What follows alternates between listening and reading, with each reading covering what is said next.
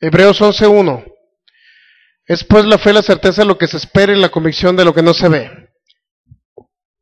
Así hemos estado viendo muchos principios importantes de cómo opera la fe, cómo trabaja la fe, cómo se mueve o cómo se manifiesta el poder de Dios para que usted obtenga un beneficio, una bendición de parte de Dios. Dios siempre quiere bendecirnos, eso es algo inminente.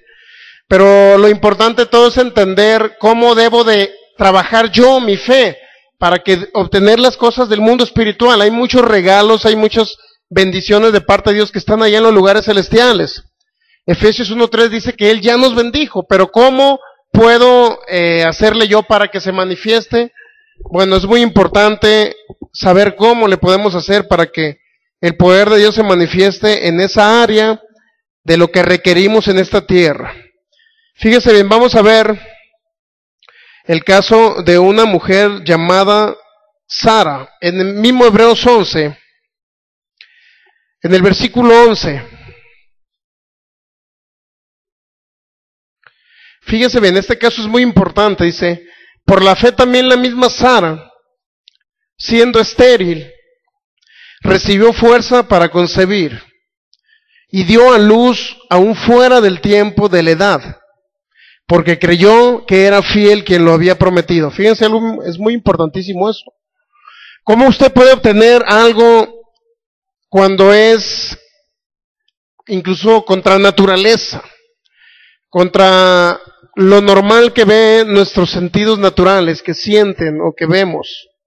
¿Cómo puedo obtener algo, por decirlo así? ¿Cómo puedo obtener un trabajo donde pueda ganar 50,000 pesos mensuales? Porque nuestros sentidos naturales nos dicen que a lo mejor voy a obtener un trabajo donde voy a ganar 5,000 pesos.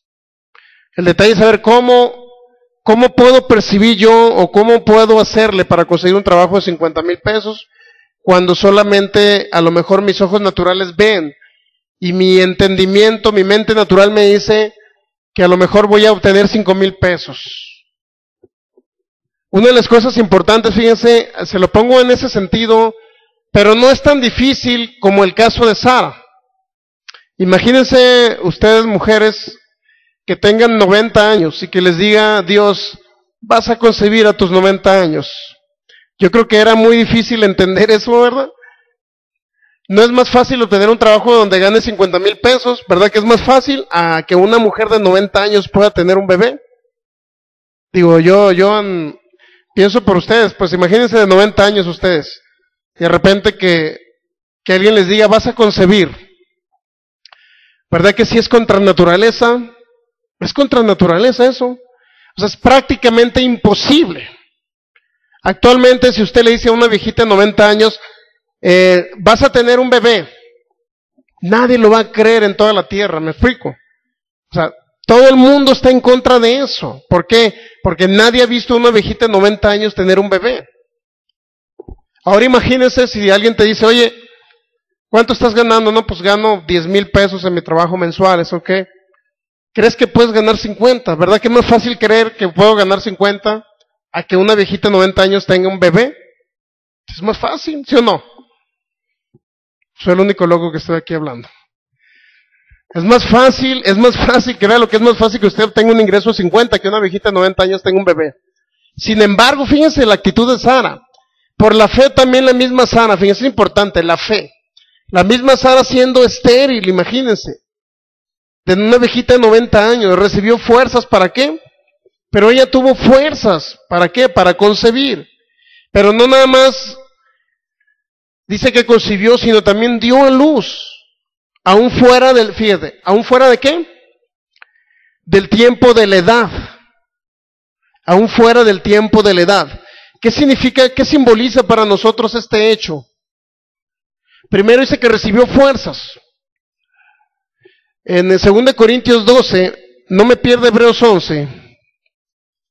2 Corintios 12.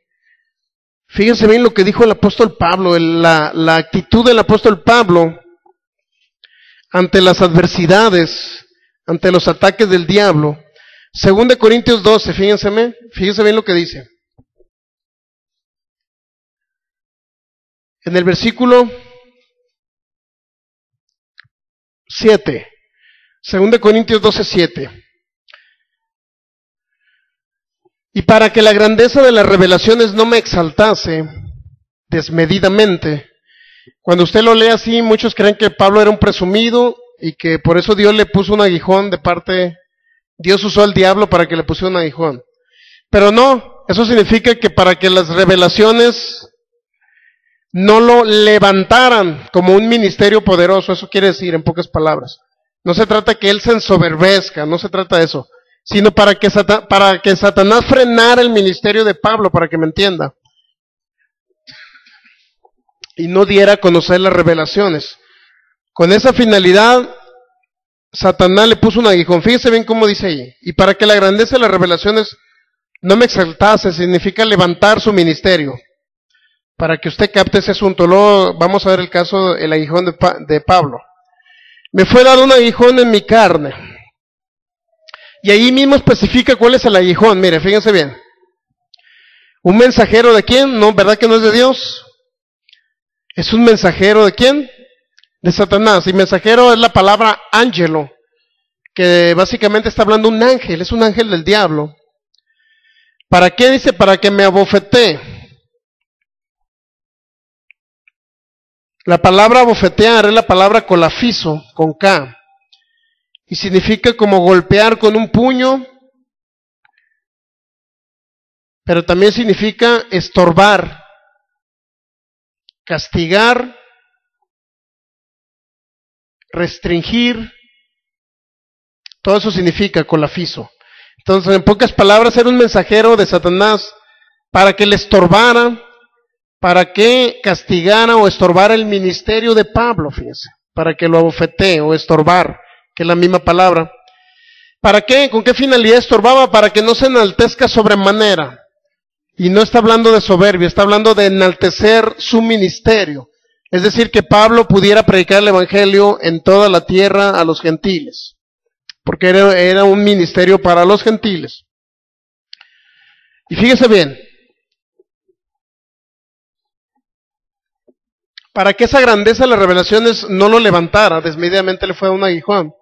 Siempre regularmente el diablo, cuando vienen cosas grandes, o cuando vamos a hacer ministerios grandes, regularmente siempre pone mensajeros, obstáculos, personas. Ahorita le voy a leer cuál era ese mensajero. ¿Por qué lo estamos viendo en la fe? Porque es importante que por medio de la fe vamos a vencer a esos obstáculos y a esos mensajeros de Satanás.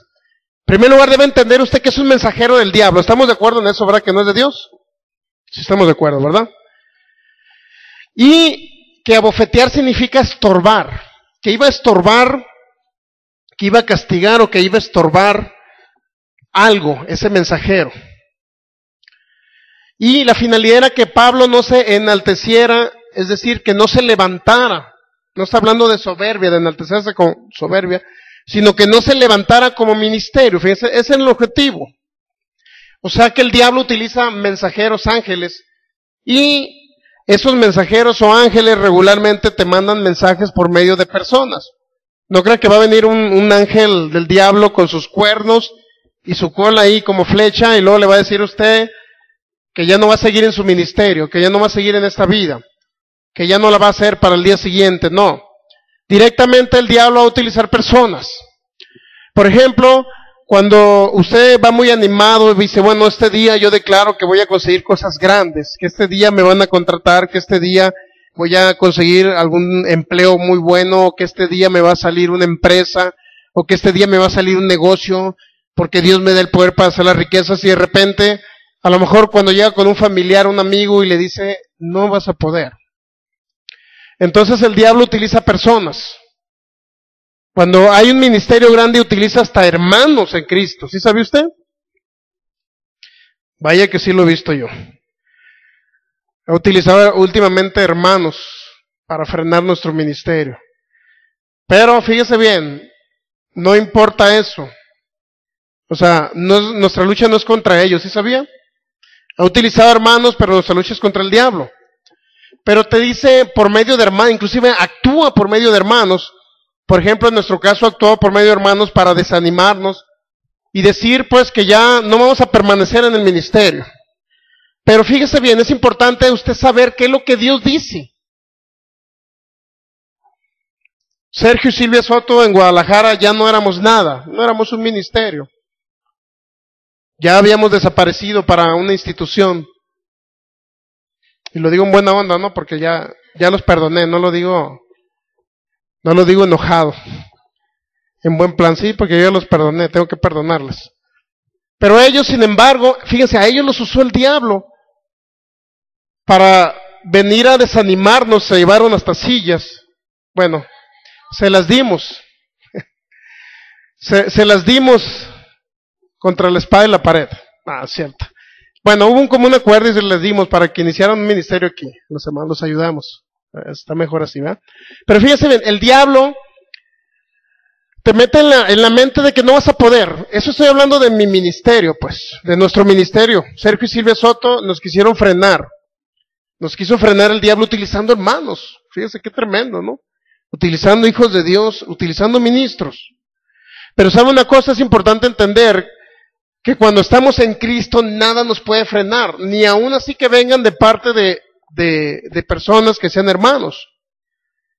Bueno, versículo 8. Estamos de acuerdo que el aguijón es para que nuestros ministerios no crezcan, ¿verdad? Pero si usted lo traslada al mundo material, también el aguijón que le mete el diablo es para que usted también no prospere, ¿sí sabía? El aguijón que le mete el diablo es para que usted no continúe en esta vida, siendo bendecido de parte de Dios. O sea, regularmente el diablo utiliza personas para que nos desanimen. Pero fíjese bien, dice el versículo 8, respecto a lo cual 3 veces he rogado al Señor que lo quite de mí. Versículo 9, y me ha dicho, bástate mi gracia porque mi poder se perfecciona en la debilidad. Si usted quiere ver un poquito más atrás, en el 2 Corintios capítulo 11, usted va a ver realmente cómo obstaculizaban el ministerio los mensajeros del diablo que querían dañar el ministerio de Pablo. Si vamos a empezar a leer desde el versículo 2 Corintios capítulo 11, versículo, fíjese bien a quién menciona Pablo aquí.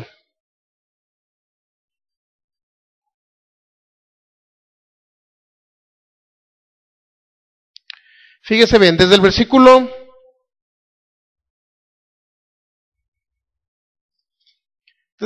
13, vamos a leer. Está hablando de unos personajes ahí que hablan de la ley de Moisés, de los fariseos religiosos. 2 Corintios 11:13, porque estos son falsos apóstoles. Fíjense lo que dijo Pablo. Pero también dice, obreros que fraudulentos que se disfrazan como apóstoles de Cristo. Estaba hablando de gente, fíjense, estaba hablando de falsos hermanos, que se inmiscuían a la iglesia, eran fariseos religiosos y se inmiscuían a la iglesia con la finalidad de desanimar a los que estaban metidos en Cristo. Ellos lo que hacían es decirles, bueno, ya recibiste a Cristo, ahora vas a ser salvo por las obras de la ley. Circuncídate para ser salvo. Eso viene en Gálatas capítulo 2, hablando de falsos hermanos. Pero eran personas que no eran nacidos de nuevo y que en un momento dado quisieron creer en Cristo, pero a la hora no creyeron, simple y sencillamente se metieron como falsos hermanos, como falsos espías inclusive. Así le llamó Pablo los espías de nuestra libertad. La finalidad de ellos era desanimar. Si seguimos leyendo el versículo 14, y no es maravilla, porque el mismo Satanás se disfraza como ángel de luz, fíjense. El mismo Satanás se disfraza ¿cómo? Como un ángel de luz. ¿Qué significa eso, hermano? No creo que Satanás va a venir vestido de un ángel luminoso, con sus alas luminosas, no. Simple y sencillamente se va a disfrazar en personas que a lo mejor se ven muy buenas, si usted los ve muy buenos, muy piadosos, inclusive hijos de Dios, como les he estado contando ahorita. Se disfraza como ángel de luz, es decir, todo parece muy bien, todo parece muy bien. Sin embargo, nos damos cuenta que a veces suceden ese tipo de circunstancias. Ángeles de luz, dice como ángel de luz se disfraza. A lo mejor puede ser un familiar de usted, pero el familiar ese en buena manera le dice, oye, no le entres a ese trabajo, mira, a lo mejor no te conviene, no le entres a ese trabajo, a lo mejor no vas a poder con ese trabajo. ¿Me explico? A lo mejor no vas a poder con esa empresa. A lo mejor nadie te va a contratar. ¿Para qué pides, para qué andas buscando trabajo si nadie te va a contratar? No estás capacitado para ese empleo. La misma familia te lo dice, ¿sí o no? Digo, a mí me lo ha dicho mi familia de vez en cuando. Pero fíjese bien, el diablo va a utilizar a personas. En este caso estamos hablando del contexto de fariseos. Versículo 16, versículo 16, otra vez digo que nadie me tenga por loco o de otra manera recibirme como loco para que yo también me gloríe un poquito. Lo que hablo no hablo según el Señor, sino como en locura, con esta confianza de gloriarme, puesto que muchos se glorían según la carne, también yo me gloriaré, porque de buena manera toleráis a los necios, siendo vosotros cuerdos. Fíjense, ya les llamó necios a esos ministros, esos falsos apóstoles. Dice, pues toleráis si alguno os esclaviza, si alguno os devora, si alguno toma lo vuestro, si alguno se enaltece, si alguno os da de bofetadas. Fíjense, ¿qué están mencionando? Versículo 20, dice, pues toleráis si alguno os esclaviza, primer lugar. Segundo, devora. Tercero, toma lo vuestro. Imagínense, de repente que te están esclavizando, ¿no? Luego de repente dice, los devoran. De repente toman lo de ustedes. Imagínense, les gustaría que les robaran lo de ustedes. Y luego dice, si alguno se enaltece, si alguno os da de bofetadas. Ese es un tips para que usted entienda que dice que ese mensajero Satanás se le puso a Pablo ¿para qué? Para que lo abofeteara. Y luego dice el 21, para vergüenza mía lo digo, para eso fuimos demasiado débiles. Y ahorita va a entender usted qué significa para qué fue débil. Pero en lo que a otro tenga osadía, hablo con locura. También yo tengo osadía. Y luego dice, ¿son hebreos? Pregunta. Yo también. ¿Son israelitas? Yo también. ¿Son descendientes de Abraham? También yo. Fíjese bien, estaba hablando de fariseos religiosos que se inmiscuyeron a la iglesia de Cristo como falsos hermanos o apóstoles o falsos apóstoles, así dijo Pablo. 23. Son ministros de Cristo como si estuviera loco, hablo yo más en trabajos más abundante. Y luego aquí fíjese bien, aquí viene el aguijón de Pablo. En azotes sin número, en cárceles más, en peligros de muerte muchas veces. Imagínense lo que estaba pasando Pablo. En azotes sin número, en cárceles, o sea, fue azotado, fue encarcelado, en peligro de muerte muchas veces porque lo apedrearon y lo dejaron casi muerto. 24. De los judíos 5 veces he recibido 40 azotes menos 1. 3 veces he sido azotado con varas, 1 vez apedreado, 3 veces he padecido naufragio, 1 noche y 1 día he estado como náufrago en alta mar. Imagínense ustedes pasando por esa circunstancia. En caminos muchas veces, en peligros de ríos, peligros de ladrones, peligros de los de mi nación, peligros de los gentiles, peligros en la ciudad, peligros en el desierto, peligros en el mar, peligros entre ¿qué? Falsos hermanos. Y luego dice, en trabajo y fatiga, en muchos desvelos, en hambre, en sed, en muchos ayunos, en frío, en desnudez, y además de otras cosas, lo que sobre mí se agolpa cada día, la preocupación por todas las iglesias aparte. Imagínense. Y luego dice la palabra, ¿quién enferma y yo no enfermo? Eso la palabra enfermar ahí es la palabra debilitar. No se está hablando, es la palabra asteneo. Está hablando de debilidad. Y también habla de necesidad. Si usted lo verifica en la Reina Valera 1865, dice, ¿quién desfallece y yo no desfallezco? Es decir, la palabra enfermedad se traduce como desfallecer, se traduce como debilidad y se traduce también como necesidad. En pocas palabras, no está hablando que Pablo estaba enfermo. Luego dice el versículo 30, que es el que quiero llegar, si es necesario gloriarse, me gloriaré, ¿en qué dice? ¿En lo que es qué? Mi debilidad. Ahora usted se preguntará, ¿por qué Pablo se gloria en su debilidad? ¿Por qué Pablo se gloria en su debilidad? ¿Nunca se ha preguntado por eso? Ya se dio cuenta que lo estaban persiguiendo, lo estaban azotando, recibió 40 azotes menos uno de los judíos, ese era el aguijón de Pablo. O sea, el mensajero de Satanás, el ángel, incitaba a los judíos para que persiguieran a Pablo. ¿Para qué? Para que no retransmitiera la revelación que le dio Jesucristo en el tercer cielo.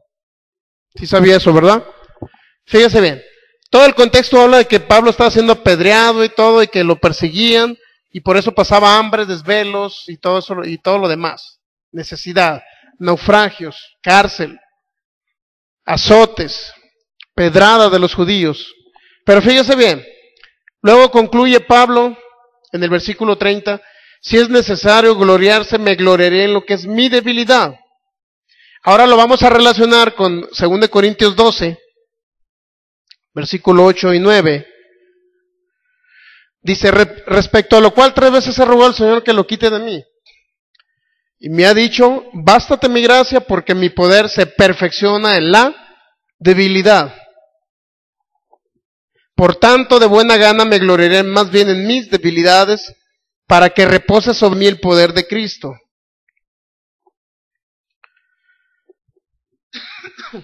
¿Por qué habla Pablo tanto que el poder de Dios se perfecciona en la debilidad? Inclusive, fíjense, Jesucristo le dijo a Pablo, porque dice el versículo 9, y me ha dicho, ¿quién le dijo? Jesús. ¿Qué le dijo? Bástate mi gracia porque mi poder se perfecciona en la... ¿Por qué se perfecciona el poder de Dios en la debilidad? ¿Nunca se ha preguntado eso? ¿Que acaso entre más sufridos, más poder de Dios? No se refiere a eso. Cuando dice bástate mi gracia, se refiere que te baste la autoridad y el poder que Él te ha dado. Que te baste que Él ya te libró de las tinieblas. Que te baste que Él se hizo pobre para que tú fueras rico. Que te baste que Él llevó el pecado para que tú seas libre del pecado. Que te baste que Él llevó la enfermedad para que tú seas sano. Eso es lo que está diciendo, que bástate mi gracia, porque esa es la gracia. Pero luego dice, porque mi poder se perfecciona ¿en qué? En la debilidad nuevamente. Porque cuando soy débil, dijo Pablo, ¿qué dice? El versículo, por tanto de buena gana me gloriaré más bien en mis debilidades para que repose sobre mí el poder de Cristo.